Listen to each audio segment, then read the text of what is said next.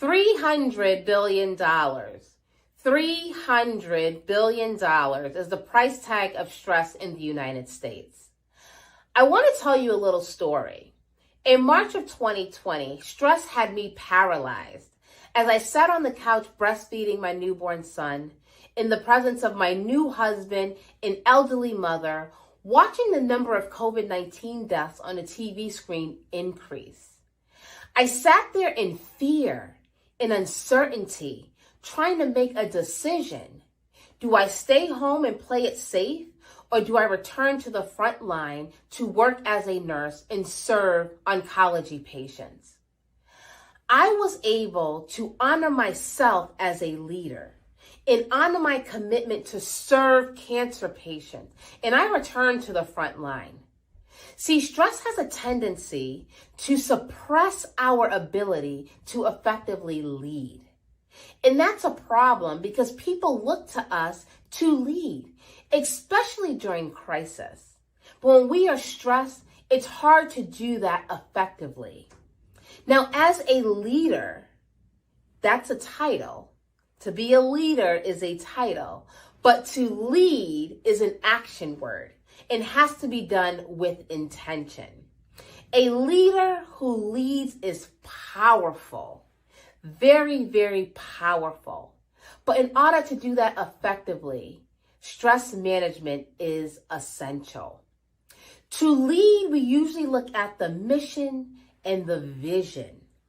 And our job is to innovate that vision, to inspire others to see the vision, to influence others and mobilize them towards the vision. And more importantly, to impact lives with the vision. That is the power of being an effective leader who leads. So stress management should be a high priority. 83% of individuals in the United States are stressed. And workplace stress has been one of the highest causes of stress in the United States. And that makes sense because we spend a lot of time at work. But if we are at work and stressed and not performing at our optimal levels, it can be detrimental to us, our team, and the business. So stress management should be a priority. And I want to give you 5 steps to manage your stress. Before we do that, let's talk about what is stress. Stress is a personal phenomenon, meaning your definition of stress will be different from my definition of stress. But stress is caused when there's an imbalance in supply and demand. Life is demanding something from us, and we feel like we don't have the supply or resources to meet that demand, creating an imbalance. And when there's an imbalance, there lies stress. I want to talk to you about 4 types of stress. The first type of stress is acute stress. So this is fight or flight. This is the type of stress where our body revs up to protect us from harm. An example can be you're in the office working late and you hear a huge bang. You go and you see that the window was pushed open by the wind. After you realize that nothing is going on, you are no longer stressed. That is an example of an acute stress response. Then you have episodic stress. This is a little longer than acute stress. So an example of this would be working on a project for work. During that time of trying to work on the project and meet the deadlines, you are stressed. But as soon as you deliver the project, meet the deadline, you are no longer stressed. Then we have eustress. Have you ever heard of eustress? This is a happy stress. An example of this can be a birthday party, a wedding, a baby. Maybe you find out you're pregnant or your mate is pregnant. As long as you are expecting the pregnancy, this could be an example of eustress. Then we have chronic stress. This is the stress that feels like it's never going to end. And this is the stress that's detrimental to our health. An example of chronic stress can be the COVID-19 pandemic. It can be a loved one getting sick and you being the primary caregiver. You feel like you're just in a stress cycle and it's never going to end.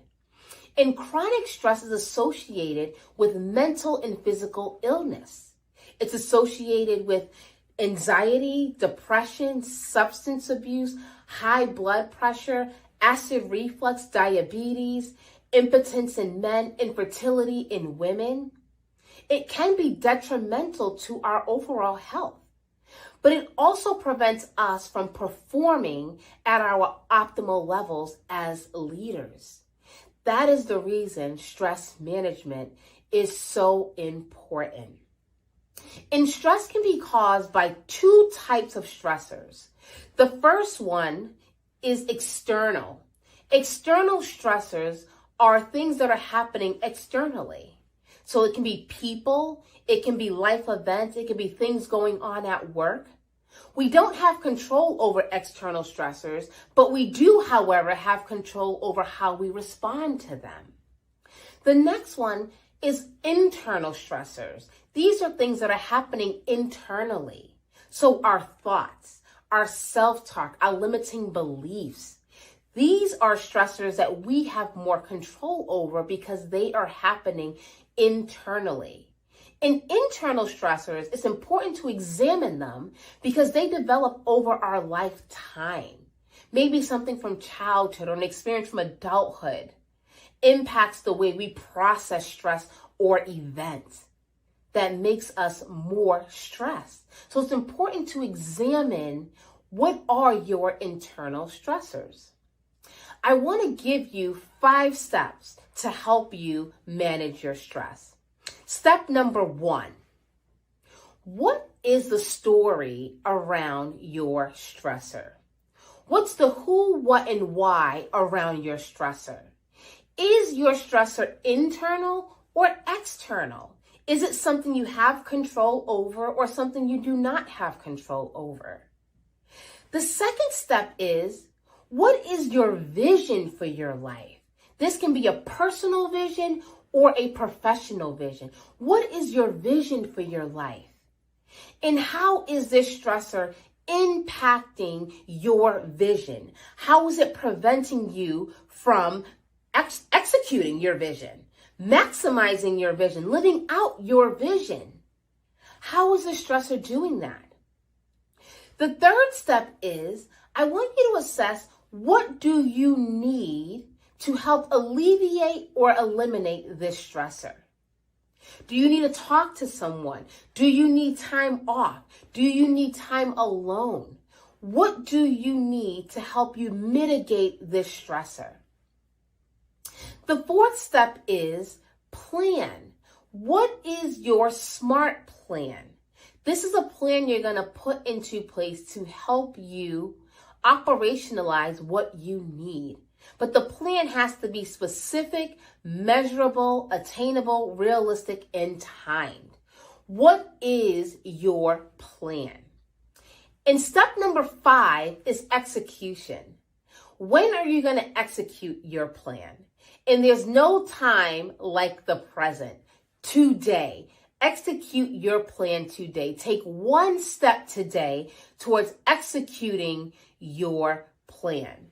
So I want you to utilize those 5 steps in helping you decrease your stress.